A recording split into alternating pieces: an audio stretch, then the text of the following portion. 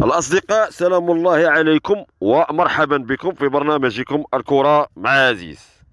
مباراة المغرب والغابون غادي نوضعوا سؤال: واش بهذه الطريقة يمكن نفوزوا بكأس إفريقيا بهذا المشكل اللي تخلق لينا من والو ديال دياز وزياش؟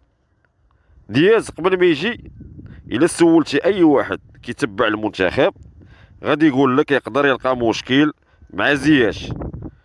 الا رجعنا غير الاولمبياد، هادشي راه غير ما جاش يمين يامال، كون جا يمين يامال كره مشكل اخر.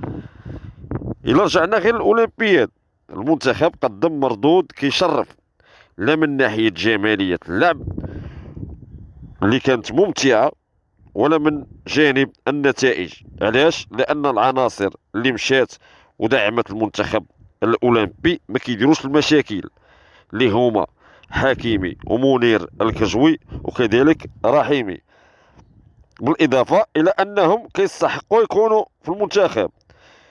اليوم مع المنتخب ما كانش هادشي.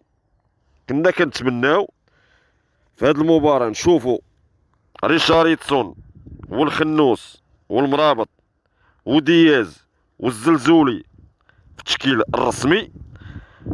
كنا غادي نشوفوا كرة جميلة وما يبانش لك وسط الميدان عريان بحال البارح. المساحات كانت خاويه واللاعبين ديال الكابون سراع، وصلوا للمرمى شحال من مره لولا التدخل ديال بطريقه سهله، لولا التدخل ديال الحارس بونو.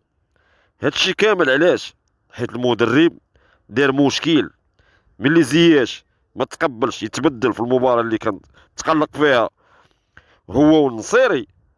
المباراه اللي من وراها دخل كقائد الفريق، يعني جازيتيه، وكل شيء شاف حكيمي كقائد فريق او قائد المنتخب الاولمبي المغربي.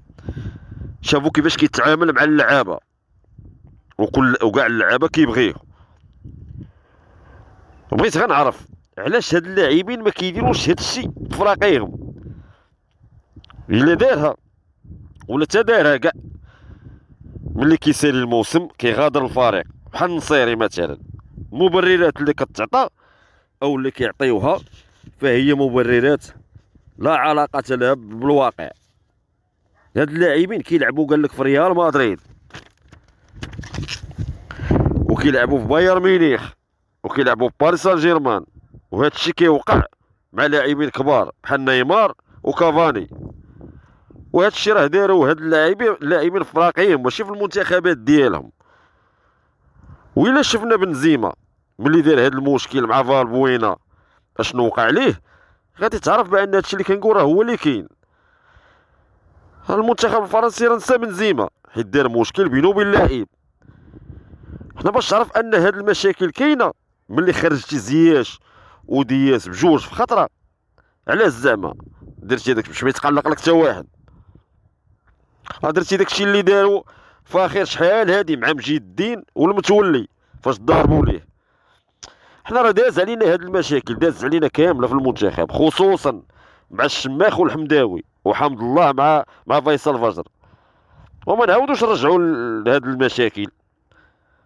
راه الاشاره اللي دارها دياز فاش سجل الهدف راه كافيه، عطاك رساله واضحه، هي ان الدرابو ديال المنتخب فوق اي اعتبار، واي واحد واي لاعب، اي واحد راه ماشي هو اللي كبر من المنتخب، واخا يكون كيلعب في نادي كبير في العالم، راه المنتخب كبر منه، لانه كيمثل البلاد، كيمثل الشعب، كيمثل الناس اللي كتسافر وكتسافر من البلاد لبلاد باش تفرج في المنتخب. راه كتسمع شي مبررات راه ما عندها حتى علاقه. حكا هاد اللاعبين ملي كياخذوا المستحقات ديالهم كيعطيوها الناس اللي كيسهروا على الاكل ديال اللاعبين وحنا بغينا هادوك الناس اللي يسهروا على الاكل ديال اللاعبين وعلى راحه اللاعبين يتخلصوا مزيان ويديروا خدمتهم، باش حتى داك اللاعب الا ما قدمش مردود وما دارش خدمته يلوموا هادوك الناس. ودابا راه واخا ما يقدمش مردود راه حيت هو كيعطيه المستحقات ديالو، راه ما يمكنش يلومو. شنو هو هادشي؟ راه ما فهمناش حنا هادشي، خصنا نفهموه. تحياتي.